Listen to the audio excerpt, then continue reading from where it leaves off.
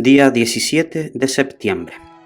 San Roberto Belarmino, cardenal, del año 1621. Roberto significa el que brilla por su buena fama, y Belarmino quiere decir guerrero bien armado. Este santo ha sido uno de los más valientes defensores de la Iglesia contra los errores de los protestantes. Sus libros son tan sabios y llenos de argumentos convencedores que uno de los más famosos jefes protestantes exclamó al leer uno de sus libros: «Pues con escritores como este estamos perdidos. No hay cómo responderle». San Roberto nació en Montepulciano, en la Toscana de Italia, en 1542. Su madre era hermana del Papa Marcelo II, y desde niño dio muestras de poseer una inteligencia superior a la de sus compañeros y una memoria prodigiosa. Recitaba de memoria muchas páginas en latín del poeta Virgilio como si las estuviera leyendo, y en las academias y discusiones públicas dejaba admirados a todos los que lo escuchaban. El rector del colegio de los jesuitas en Montepulciano dejó escrito así: «Es el más inteligente de todos nuestros alumnos y da esperanza de grandes éxitos para el futuro». Por ser sobrino del Papa, podía esperar obtener muy altos puestos y a ello aspiraba, pero su Santa Madre lo fue convenciendo de que el orgullo y la vanidad son defectos sumamente peligrosos, y cuenta él en sus memorias así: «De pronto, cuando más deseoso estaba de conseguir cargos honoríficos, me vino de repente a la memoria lo muy rápidamente que se pasan los honores de este mundo y la cuenta que todos vamos a tener que darle a Dios, y me propuse entrar de religioso, pero en una comunidad donde no fuera posible ser elegido obispo ni cardenal, y esa comunidad era la de los padres jesuitas». Y así lo hizo. Fue recibido de jesuita en Roma en el año 1560. Y detalles de los misterios de Dios. Él entraba a esa comunidad para no ser elegido ni obispo ni cardenal, porque los reglamentos de los jesuitas le prohibían aceptar esos cargos. Y sin embargo fue el único obispo y cardenal de los jesuitas en ese tiempo. Uno de los peores sufrimientos de San Roberto durante toda la vida fue su mala salud. En él se cumplía lo que deseaba San Bernardo cuando decía: «Ojalá que los superiores tengan una salud muy deficiente para que logren comprender a los débiles y enfermos». Cada par de meses tenía que enviar a Roberto a las montañas a descansar, porque sus condiciones de salud eran muy defectuosas, pero no por eso dejaba de estudiar y de prepararse.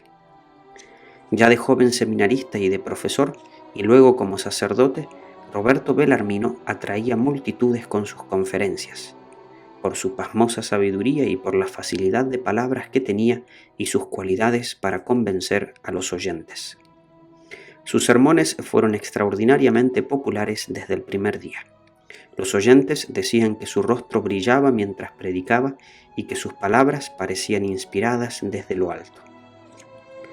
Era el predicador preferido de los universitarios en Lovaina, en París y Roma. Profesores y estudiantes se apretujaban con horas de anticipación junto al sitio donde él iba a predicar. Los templos se llenaban totalmente cuando se anunciaba que era el padre Belarmino el que iba a predicar. Hasta se subían a las columnas para lograr verlo y escucharlo. Al principio los sermones de Roberto estaban llenos de frases de autores famosos y de adornos literarios, para aparecer como muy sabio y literato. Pero de pronto un día lo enviaron a hacer un sermón sin haberle anunciado con anticipación, y él, sin tiempo para prepararse ni leer, se propuso hacer esa predicación únicamente con frases de la Santa Biblia, la cual prácticamente la sabía como de memoria. Y el éxito fue fulminante. Aquel día consiguió más conversiones con su sencillo sermoncito bíblico que las que había obtenido antes con todos sus sermones literarios. Desde ese día cambió totalmente su modo de predicar. De ahora en adelante solamente predicará con argumentos tomados de la Santa Biblia, no buscando aparecer como sabio, sino transformar a los oyentes, y su éxito fue asombroso. Después de haber sido profesor de la Universidad de Lovaina y en varias ciudades más, fue llamado a Roma para enseñar allá y para ser rector del colegio mayor que los padres jesuitas tenían en esa capital. Y el sumo pontífice le pidió que escribiera un pequeño catecismo para hacerlo aprender a la gente sencilla. Escribió entonces el Catecismo Resumido, el cual ha sido traducido a 55 idiomas y ha tenido 300 ediciones en 300 años, una por cada año. Éxito únicamente superado por la Santa Biblia y por la imitación de Cristo. Luego redactó el Catecismo Explicado, y pronto su nuevo catecismo estuvo en las manos de sacerdotes y catequistas en todos los países del mundo.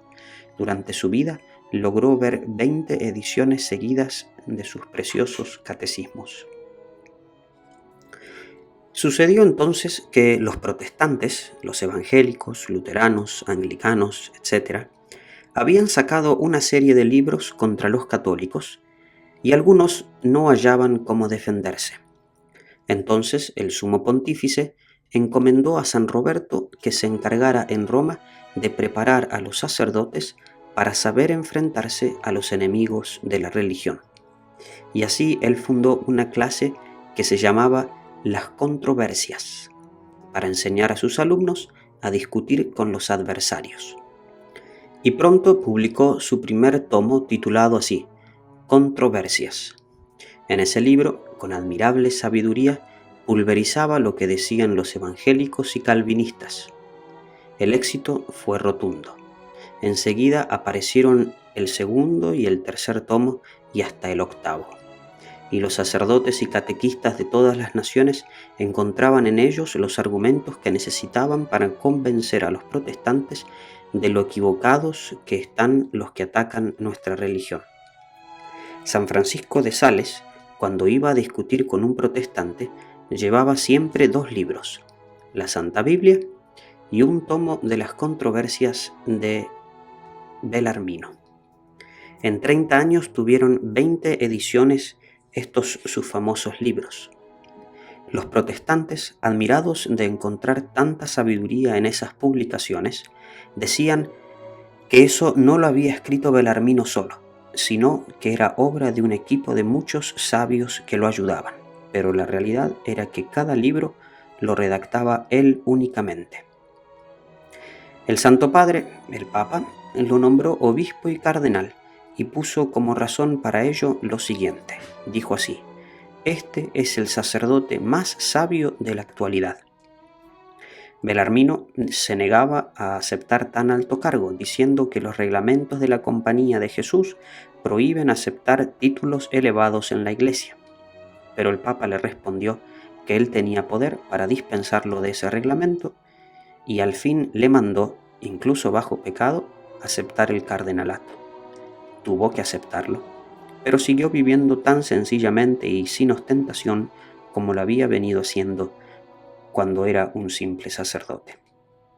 Al llegar a las habitaciones de cardenal en el Vaticano, quitó las cortinas lujosas que había en las paredes y las mandó repartir entre las gentes pobres, diciendo: las paredes no sufren frío. Los superiores jesuitas le encomendaron que se encargara de la dirección espiritual de los jóvenes seminaristas, y San Roberto tuvo la suerte de contar entre sus dirigidos a San Luis Gonzaga. Después, cuando Belarmino se muera, dejará como petición que lo entierren junto a la tumba de San Luis, diciendo: es que fue mi discípulo. En los últimos años pedía permiso al sumo pontífice y se iba a pasar semanas y semanas al noviciado de los jesuitas, y allá se dedicaba a rezar y a obedecer tan humildemente como si fuera un sencillo novicio. Poco antes de morir, escribió en su testamento que lo poco que tenía se repartiera entre los pobres, y que sus funerales fueran de noche para que no hubiera tanta gente, y que se hicieran sin solemnidad. Pero a pesar de que se le obedeció haciéndole los funerales de noche, el gentío fue inmenso, y todos estaban convencidos de que estaban asistiendo al entierro de un santo. Murió el 17 de septiembre de 1621. Su canonización se demoró mucho porque había una escuela teológica contraria a él, que se oponía a su canonización, pero el sumo pontífice Pío XI lo declaró santo en 1930 y doctor de la Iglesia en 1931. San Roberto Belarmino, pídele a Dios que nos envíe sabios defensores de la Iglesia, que nos ayuden a librarnos de los ataques y de los errores de los enemigos de la Iglesia.